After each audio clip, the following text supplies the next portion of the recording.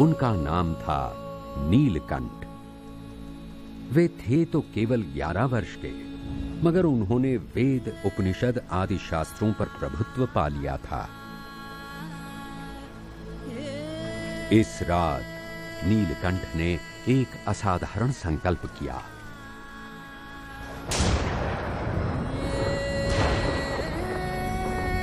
सभी जानते थे कि नीलकंठ एक दिन सांसारिक सुख सुविधाएं छोड़कर एक योगी का कठिन और चुनौतीपूर्ण जीवन अपना लेंगे, मगर ये नहीं जानते थे कि कब और क्यों।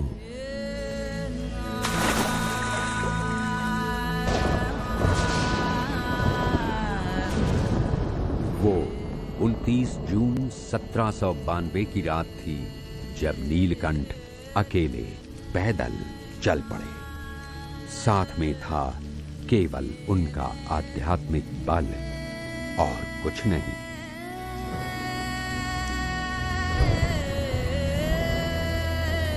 कौन जानता था, एक बालक की यात्रा असंख्य लोगों के जीवन में परिवर्तन लाएगी और लोगों का जीवन प्रेम और आदर भाव से भर जाएगा।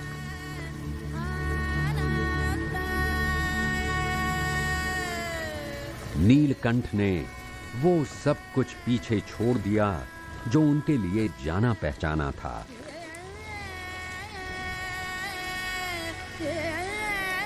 कोई पीछा न करे, इसलिए उन्होंने एक अकल्पनीय रास्ता अपनाया। उन्होंने बाढ़ से उफनती सरयू नदी में प्रवेश किया, इस बात से अनजान कि वो कौन से तट पर जा पहुंचेंगे या फिर तट पर जीवित पहुंचेंगे भी या नहीं।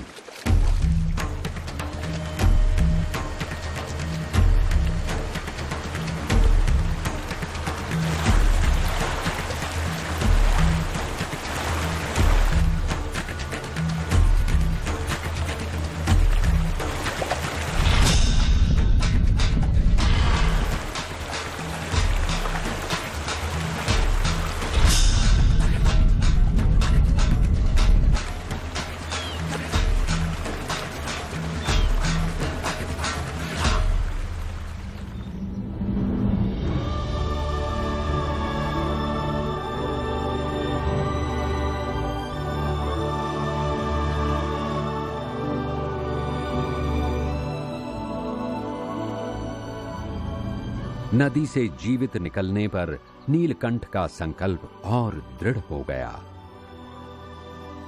उनके पहले कदम उठेंगे और वक्त के साथ उन्हें एक ऐसी यात्रा पर ले जाएंगे जो 7 वर्षों तक चलेगी और 12,000 किलोमीटर तय करेगी।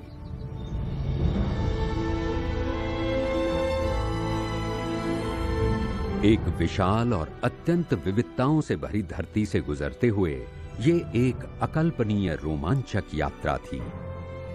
भारत दुनिया के सबसे बड़े देशों में से एक है, समग्र यूरोप को मिलाकर एक अकेला राष्ट्र। भारत के एक कोने से दूसरे कोने की यात्रा में नीलकंठ पृथ्वी पर बसी लगभग हर तरह की बस्तियों में से गुजरे।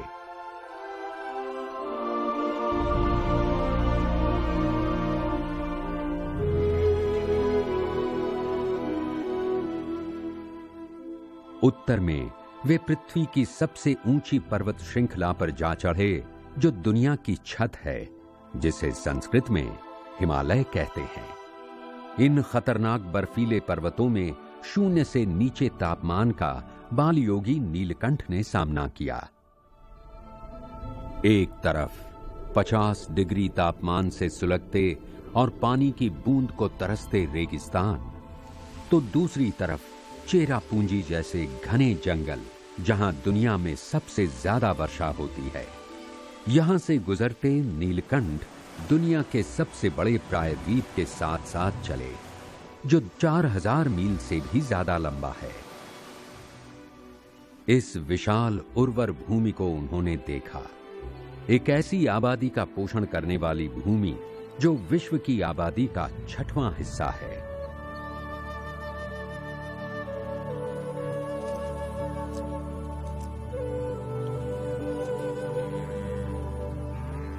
नीलकंठ की साहसिक यात्रा उन्हें सभ्यता के प्राचीन पालने से होते हुए ले गई, जहां 8000 वर्षों से भी पहले मानव बस्तियों का उदय हो चुका था।